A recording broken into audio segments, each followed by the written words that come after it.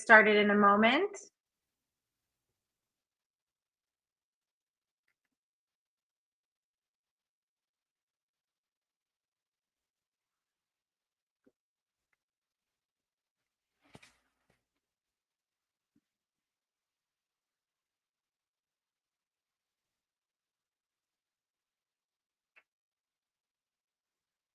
Welcome, everyone. We're just going to get started in a minute or so.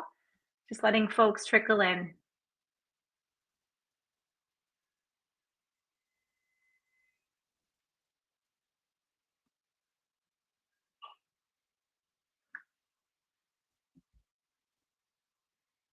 Okay, I think we can get started.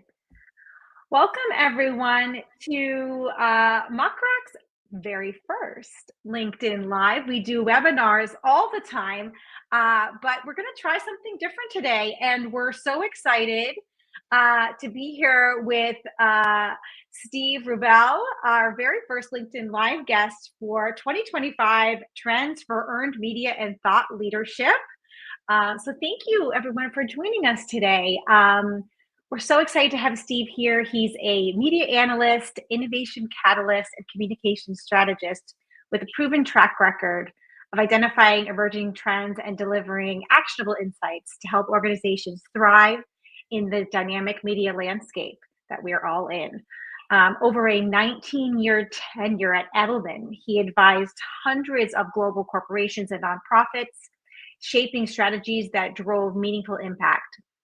Beyond providing strategic counsel, he played a key role in advancing Edelman's competitive edge by championing innovative capabilities, accelerating the adoption of new services, and positioning the firm as a leading authority on media.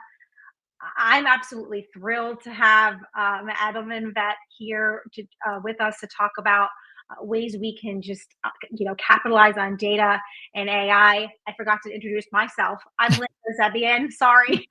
I'm the head of comms at Muck Rack, and some of you probably know me from other Muck Rack webinars, but that's me. I'm Linda, and I'm just going to pass it over to Steve. He's going to show you all his magic, and then we'll have questions at the end, but feel free to use the chat feature over here on LinkedIn, and we will answer. We can answer your questions throughout, but most of them will be addressed at the end. So feel free to engage and talk to each other. We love it.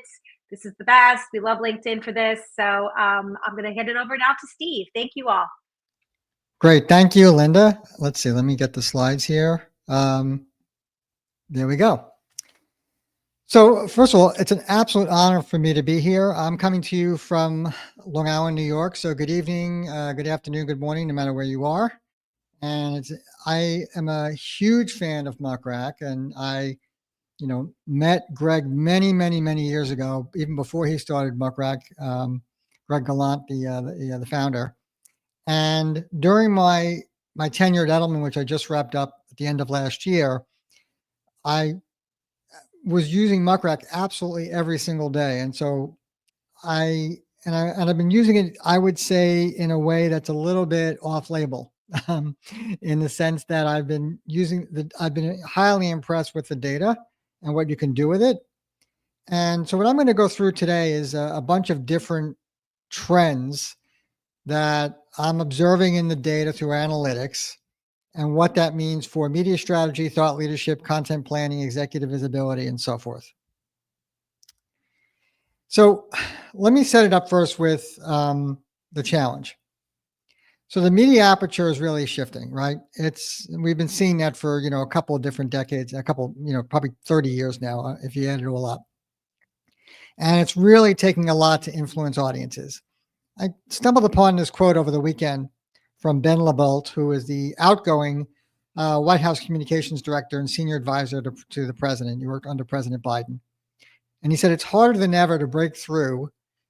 President Biden did 60 interviews this year across broadcast, podcast, print, YouTube, but the average person doesn't even see a big interview anymore. You have to be omnipresent across channels. So if the president of the United States is having a hard time, breaking through, then we're going to have a hard time breaking through. So one of the solutions, there's many, but one of them is analytics. And I've been fascinated. Anybody who knows me knows I'm a huge sports fan, and I'm been fascinated by how analytics have come in and revolutionized baseball or football or basketball or golf, tennis, you name it, where teams know the tendencies of their opponents. Now, the media is not our opponent, but it's certainly a gatekeeper that we need to convince to write about our clients. And obviously, there's lots of other impediments to attention. So analytics really helps us know the media better than they know themselves. And it aligns our priorities with their priorities. And so I love this quote from Adam Seacrest, who's at Burson. He runs the U.S. earned media practice at Burson. And he said, to navigate the earned media landscape successfully this year, we have to match our goals with journalist goals and shape our narrative into a story that reporters want to tell and audiences want to consume. Not a new idea, but it's with analytics, we can make that happen. So what I have done is I have developed a process that I call News Analytics and Insights, or News AI for short. It's an X-ray. It's a process that starts with the Muck Rack data, which is incredible.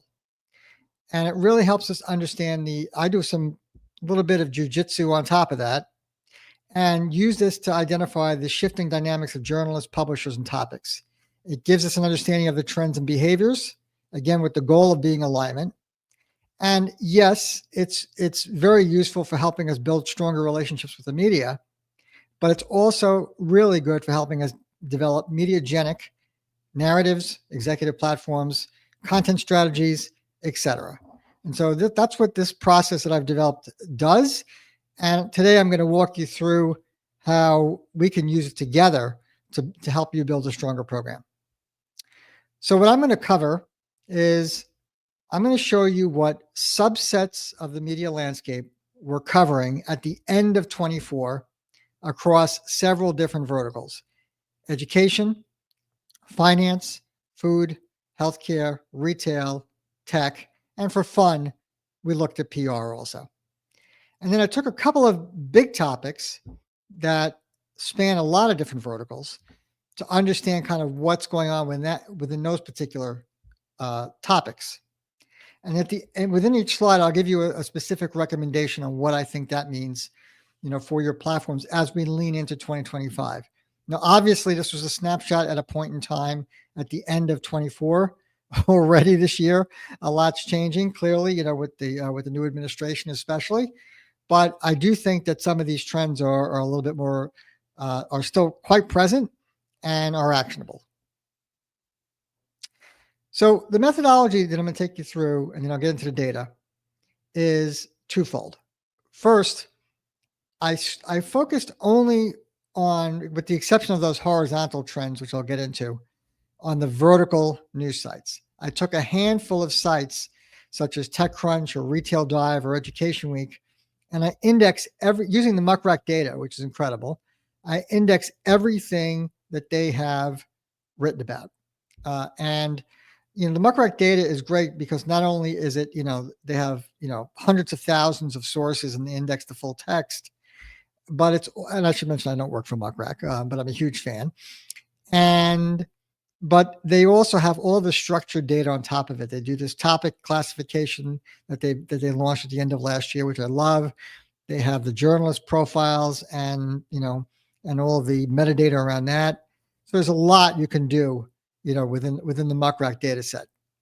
And I start with vertical sites because I think that, going back to when I worked in trade media a million years ago, they are some of the first to write about a particular theme at scale. So the pink line here is just showing you kind of articles across a subset of trade media about agentic AI or AI agents. And that is larger than the blue line, which is how the business press covers this topic. So they're always a little bit more forward thinking. They're always, that's just their nature, and they're more specialized. So I figure that if you analyze them and you index what they're writing about and you break it down, quantify it, you can spot things that you can actually move into general interest outlets. So that's kind of premise one. Premise two is separately. I mean, I'm not going to present this today, but I map all of the themes that they're writing about in general. because that's a good exercise to understand the terrain. But I'm a bigger fan of mapping the critical issues. So, of course, I went to ChatGPT and I asked it what's a critical issue.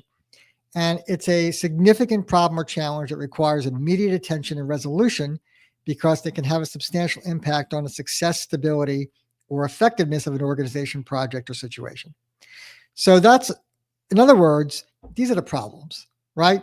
These are the problems. So what problems are they writing about? What are the jobs to be done? And then how can you position your people, your products, your solutions, your services, your news as things that are working to solve these problems? Because if they're covering the problems, in theory, they should be covering the solutions. And again, if you're going to shed light on a problem through thought leadership, which many companies are doing, whether it be Microsoft or my former employer Edelman or others, there are certainly problems that you could be chronicling. This is a good starting point. And if you have an executive who can speak to solutions, examples, case studies, etc., these are great things to speak from. So I really like to look at that. And I use the Muck Rack data plus AI to make this happen. So with that, I'm going to get into each specific vertical. On these next few slides, the first slide is going to be, I'm going to show you the data set. And then the next slide, I'll show you the top level insights, and then I'll show you a chart. I couldn't get them all on one slide. It's a lot of information. And there's a lot here. And I should stress that, if we don't get to your questions or there's things you want to know or deeper dives or whatever, or things that I left on the table that, that are not in the deck, please feel free to contact me through LinkedIn. Okay, so let's start with education. So in this case, I took 3 trades: Education Week, Chronicle of Higher Education, and Inside Higher Ed. And I indexed everything that they wrote from November 1 through December 31, 2024.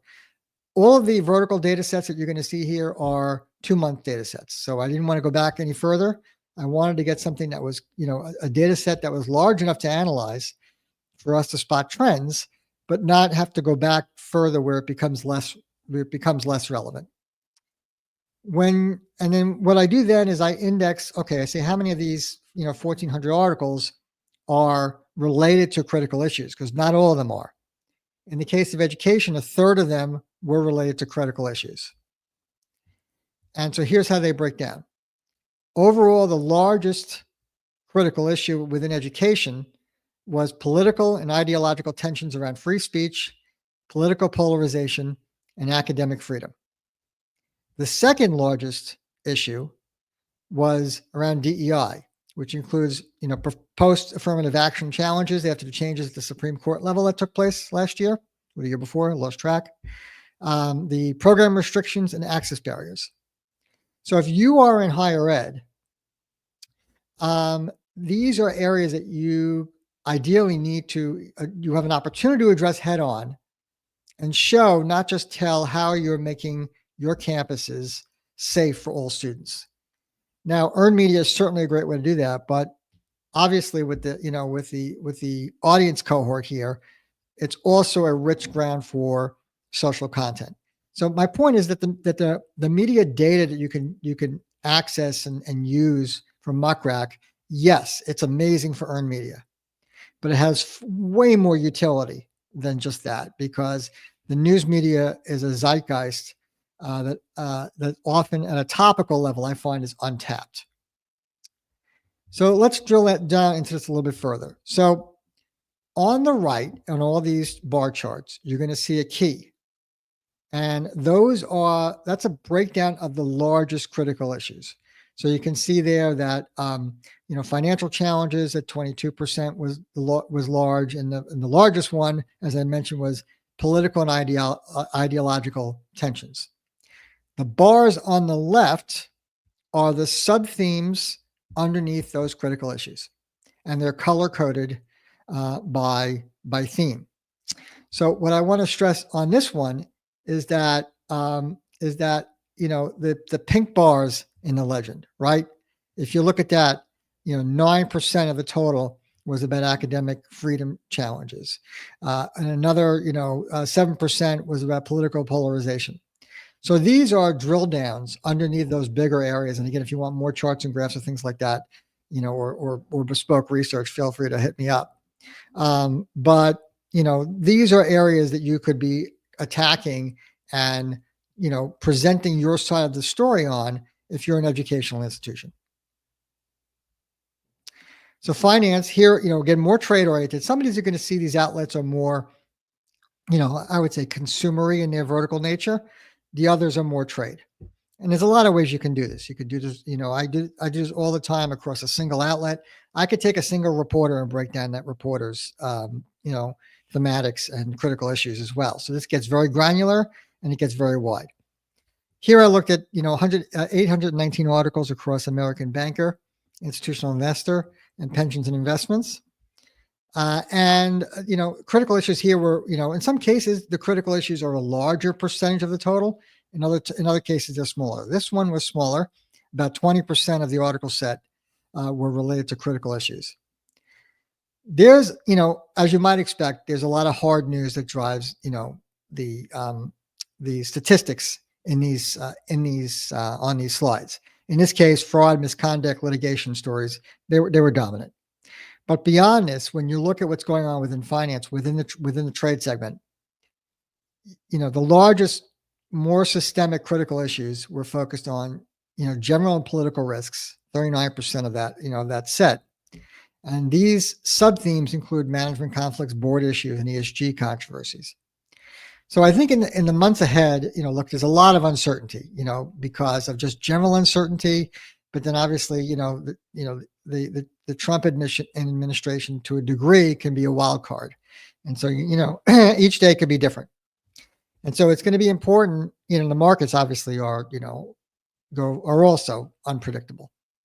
And so it's going to be critical in the months ahead for financial firms to project stability in the face of uncertainty. So what I want to point out on this slide is the dark green and the light pink. That's, those are related to risk and performance problems, if you look at the key, or legal and regulatory issues. And so, as I mentioned earlier, these are areas for you to consider attacking and also chronicling and making sure that, what's going to happen, what the data looks like in January and February is going to probably look different than it looked in November and December. Food. These are more general interest outlets, not trade specifically. So I indexed here, there were 5,000 stories across 3 sites, The Kitchen, Delish, and Chowhound, published at the end of last year. And the critical issues here were about 20%. So it's also small because a lot of the thematic trends, which I don't have displayed in charts here, which include, things that you would expect, like, kitchen and home, restaurant news, food culture, et cetera. They're more, they're not related to, issues within the food environment. But the top one was food safety, which includes recalls, contaminations, health warnings, and foodborne illnesses. Now, some of that is, news driven. But another also was economic challenges, price increases, supply chain disruptions, shrinkflation, and labor challenges. So this illustrates the need to be prepared for the unexpected. And it's also an opportunity for the food companies that want to build executive platforms that they can, if they want to stress quality, again, that's a job to be done, and value for the dollar, another job to be done. Those are areas of opportunity, for a corporation. And so you can see here on the right that, economic issues with, in the orange was one of the largest themes, as well as, food safety and health. And you can see some of the different sub themes that are under that. Now, again, some of that is news driven, and it might, that might wash away, with as certain types of issues, start to go away. But some of this is, more systemic and going to be around for a while. Healthcare here, okay, there were 3,000 articles roughly across 3 trades: Stat, Becker's, and Modern Healthcare.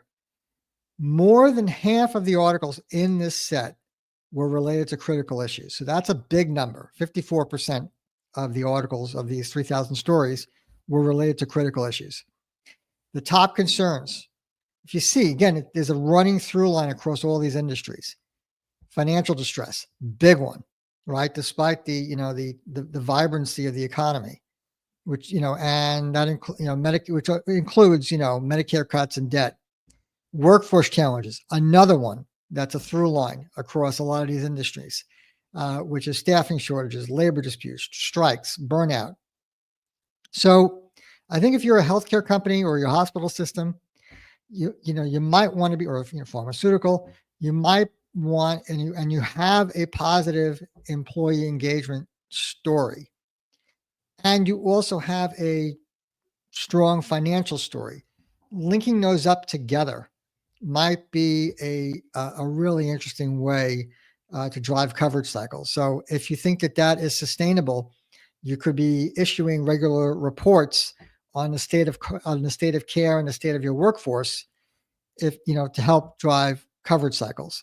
And I'm a big fan of like using owned media to drive earned media. I've seen that time and time again with a lot of different companies doing that well.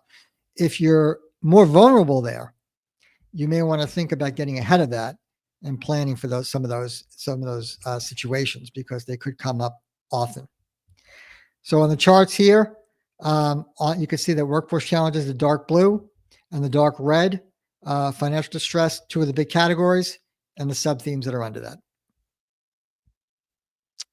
And retail, here, a quarter focused on critical issues. I looked at retail drive, retail wire, and chain store age. Economic pressures, again, is the largest, critical issue. Inflation, consumer spending concern, prices. These are all, that's a river that runs across every single one of these outlets. Operational challenges, related. Safety is another one. And theft clearly is a big issue in retail. And when you look at all the products now that are locked up on store shelves, and recalls. I mean, some of that's more episodic, but when you look at shrinkflation, which is getting increased prices for less product, and theft prevention, which means that products are getting harder to get because they're locked up. If anyone's gone into a store to go buy a bottle of shampoo, you've seen this. And that's kind of a perfect storm of consumer hostility. I don't think it's intended that way, but that is how it comes across to the consumer. So the more that you can show, or why this is necessary, or detail what you're doing about it, or if you have specific innovations at the point of sale that are trying to reduce some of this, the more I think you're going to be successful. And so again, what I want to point out here is on this chart, the dark blue and the dark orange, the economic pressures and the operational challenges, and you can see what's under that. Again, now some of that, store closures and bankruptcies, that's episodic. But some of them, like labor shortages, price pressures, consumer spending concerns, inflation, systemic, and we'll see where that goes in the next few months. And then finally, tech. And here, three outlets, much more consumer focused, but they cover the business of technology: The Verge, Wired, and TechCrunch. And it's a bigger data set. It's 7,000 stories, and critical issues here account for about 18% of the run. And when I look at this, this group, I think, is much more of a watchdog group than ever. And AI and safety and ethics is the top issue, and that includes algorithmic biases, training data, copyright, safety, job displacement, privacy and data, platform power and control, right? The influence of the 4 or 5 tech companies that control a lot of the information flow, and that includes market dominance, app store controls, content moderation. So the big tech concerns, and again, this was all done before the inauguration, or and everything that took place with the tech leaders present there, no matter which side of the aisle you're on. There's concerns about them. The EU, I mean, it's a major concern. And so I think that's going to continue to be a major theme this year, as there's more and more cozying up between the tech companies and the administration. No matter whether you think that that's right or wrong, I think that that's going to be a major theme going forward. And here's the breakdown of the sub themes, and you can see there are other ones in there too, like carbon footprint, e-waste, and so forth. And data breaches is certainly more news driven. But if you look at the bottom, the blue line, algorithmic bias and fairness, tracking and surveillance, data rights and ownership. I mean, really things that these are problems, jobs to be done, and things that you could be talking to. And then for fun, I just looked at PR. And so I don't have anything brilliant to say here at all. Not that the rest was necessarily brilliant, but this is an index this is a half of the year. I took PR week and just full up indexed everything they wrote over the year. And I know this chart can be hard to read, but at the top, the number one critical issue that PR week wrote about was AI implementation challenges. Now these overlap, by the way. Things can be, I when I do this, I try to have every article assigned to one critical issue because there could be multiple ones. And I should mention that this analysis is really done all completely off the headlines, because I think that that's a very, it's one is you can't get the full text of these stories. It's very difficult to do that. Even a Muck Rack does a great job of indexing what's in those stories. Getting the actual full text of the story and then, processing all that data is a copyright and technical challenge. So really, I'm focused here on the headlines and looking, to have it categorize what those are. And you can see that AI implementation, budget, revenue challenges and budget constraints, which go together, are there. Okay, and so now the horizontal insights. I took three big themes, and I didn't focus on a set of outlets.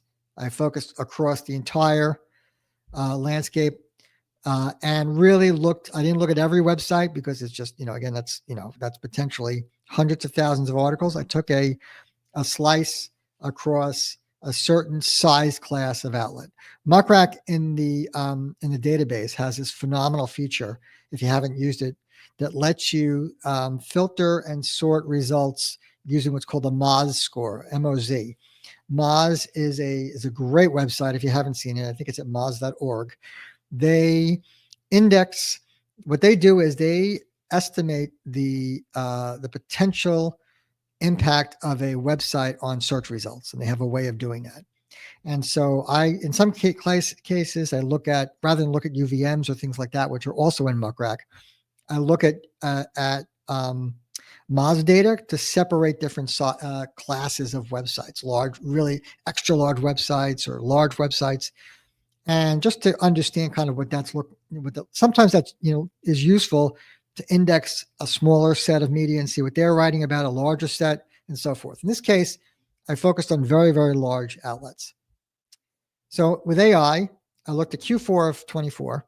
I looked on sites that are what I call extra large news sites. So those are sites with a Moz score of 90 or better. So those are really large news sites. I mean, it's the Yahoos, the New York Times, the journals, the Business Insiders of the world, etc. And I used Muck Rack's amazing topic classifications. And if you haven't seen that, go Google it. It's terrific. They have 1,100 topics, I believe, that they index against, and they assign every article to one of a handful of different topics. Makes it very easy. You don't have to know keywords or anything. So I went and I found every article that was tagged artificial intelligence on these large news sites in Q4 of 24.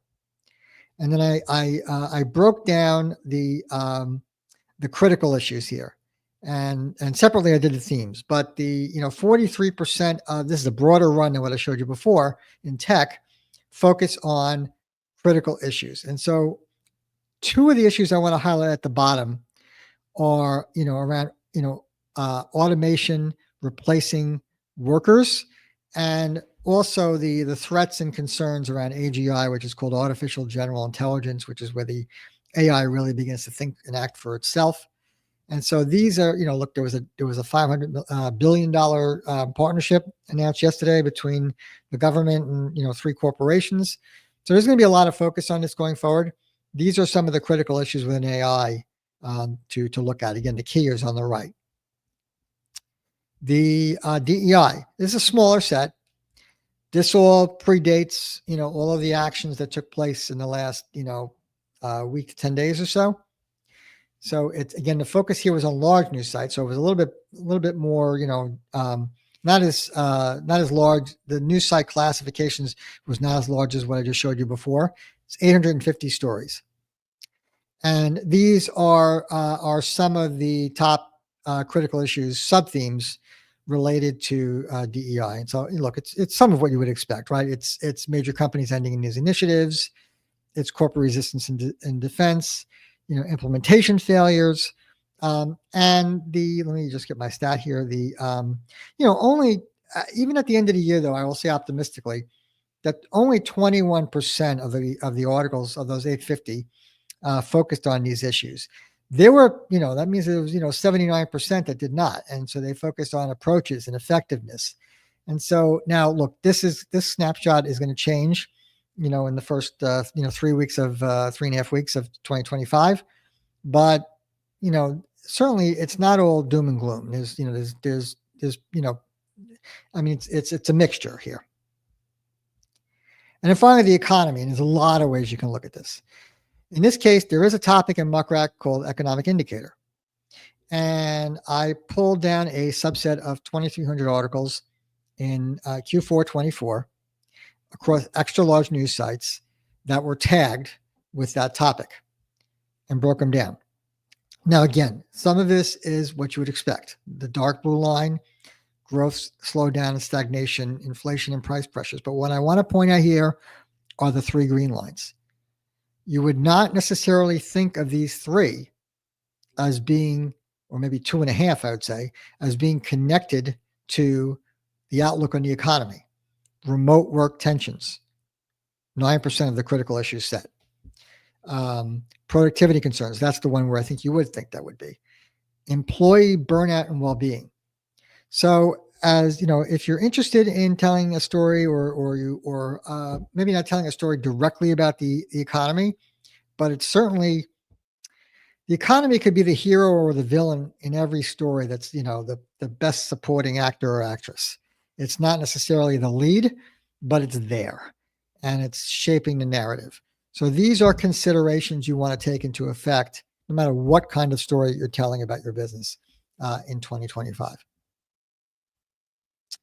So that's a high level look at what we've got. I know I presented a ton of data. I know there's a lot on those slides.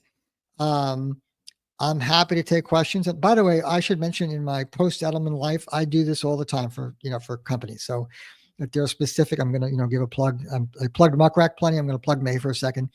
I can't go on a talk show, Linda, right? Without, plugging your book, your movie. And I do this all the time for companies. It's fast. And everyone is bespoke, and you name the topic, you name the the situation. I can do all kinds of analysis, and then more importantly, give you very actionable, specific advice for your company or your your business, your organization, on what that means. So I think Linda will, if you have questions or the audience has questions, I'm happy to dive in. Yeah, we have one question from Genevieve R. I may have missed this, so forgive me if you mentioned it. How do you identify the critical issues and sub-themes, or are you using AI or using Muck Rack? I'm not using Muck Rack inherently. I am using AI. I am not going to say how I do it because, McDonald's wants to sell Big Macs, KFC wants to sell fried chicken, and they both have secret recipes, secret sauce, secret recipes. So I'm not going to give it away. I will say it is something that I have worked very hard at perfecting, and I know how to do it. But it is not inherently in Muck Rack yet, although I think certain things like the topics help get you there. If you bring some of this into different aspects of the product, you can see aspects of it, but not with the level of specificity I showed yet. And I do use a handful of different AI tools to do this. Anybody else have a question? I have a question that I observed, and I don't know if there's an answer to it.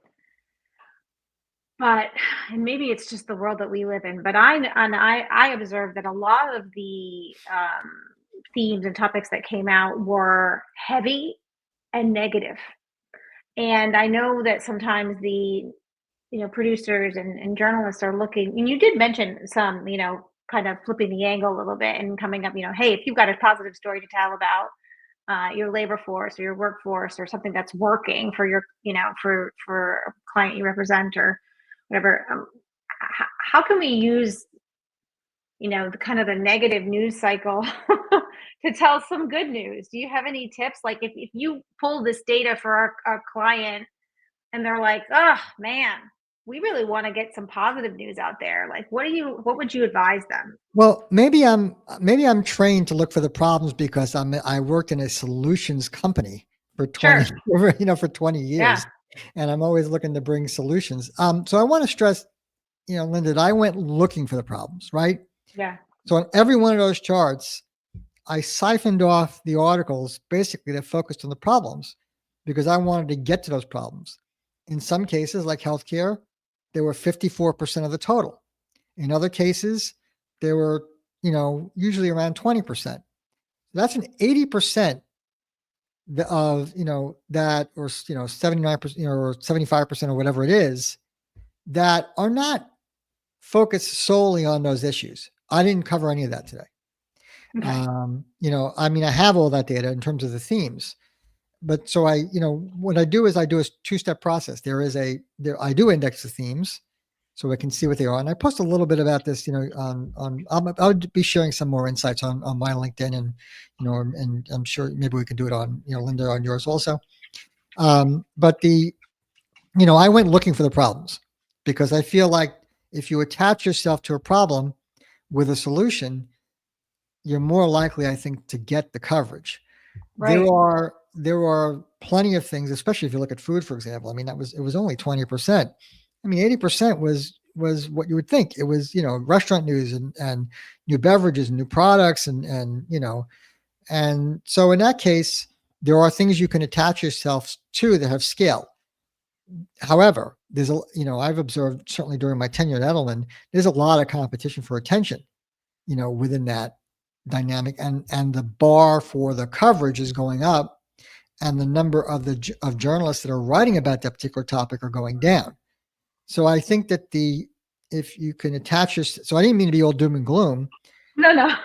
I Yeah. went Could you do looking the same thing on the non-issue side? a Like if you hundred kind of percent, and maybe we do a part two or something like that because I think yeah. that's we put out a bunch of different put out some a deck or something because absolutely that's there are plenty of things, but I do think that I have observed that it's easier to frame up a villain or be a hero against the villain than it is to be a hero among heroes. Sure. I mean, that's what gets the headlines is, Yeah, and I again, get it. in some cases a small percentage, right? In food, Yeah. I think it was 18 or 19 or 20%. So that's so that 2080, there's another 80% that's not, but that can be. I think that I'm always looking for what the seams are and where you can really ride those to coverage and again and that's just for earned for thought leadership or if you're whether you're planning a piece of IP or your survey I mean this data is just great for helping to frame that up. Yeah. Great. We do have a question from Colleen. If we're seeing a certain topic covered a lot, could you also make the case that that topic has been overcovered and to pitch the white space or pitch a related story to that topic, but a new angle? So you could make it to yeah right you don't want to you know you don't necessarily want to go to the most crowded restaurant on the street, right? Because it's hard to get a table, so it could be saturated. But I think one of the things that you can do that I didn't really do today is you can take different snapshots in time. I love that the Muck Rack data goes back 5 years. And so, I mean, I don't often go back 5 years, but I know I can go back I can look at this quarter versus the quarter before versus the quarter before that. and I could start to see the ones that are growing. And I could say, okay, you know what? That topic is going to, and also use your own intuition and knowledge of your industry and your clients. Because I am a big believer that, in baseball, Aaron Judge, sorry, I'm a Yankees fan. For those of you who hate the Yankees, I'm sorry. But, Aaron Judge is given analytics about what pitchers do in different situations. Aaron Judge has still got to go up there and hit a 90 mile an hour, 95 mile an hour fastball, and knock it at 100 miles an hour so it goes over the wall. So I'm a big believer in the analytics coupled with talent, intuition, experience, that marriage of the left and the right brain. And so I think how you use those together and say, okay, you look at trends over time, over a couple of different quarters, and then say, you know what, that's on the rise. And based on, this story I pitched, or this journalist I spoke to, or my client talking about this, that's going to be bigger. My gut says that's going to be bigger in a month. Then I think you'll lean into that. Great. Yeah. Any other questions? I mean, I think we could really go so much deeper on this stuff. I think that we're just scratching the surface for sure. There's a ton you can do with this. And I Yeah. think we're going to say that we're making this available, Linda, right? Yeah. Yeah, absolutely. We'll probably make it available on our website, cover it for our blog or something like that. So watch out for it. On LinkedIn, on our socials, and on our website. So stay tuned for that. And I just want to thank Steve for his time today, and for everyone who tuned in the middle of your day. I know everyone is so busy. We're the busiest people at any given day. So thank you, Steve, and thank you everyone for your time. And reach out to Steve on LinkedIn if you want to get in touch. And I hope that you all have a great rest of your day. And Linda, Take care, thank you for everyone. everything. And thank you to the team at Muck Rack. I mean, I'm a big fan of the product. I looked at a whole bunch of different tools to see how to figure out how to do this. Nothing came close to Muck Rack. And that's purely from the heart. Thank you. Thank you so much. Have a great day, everyone.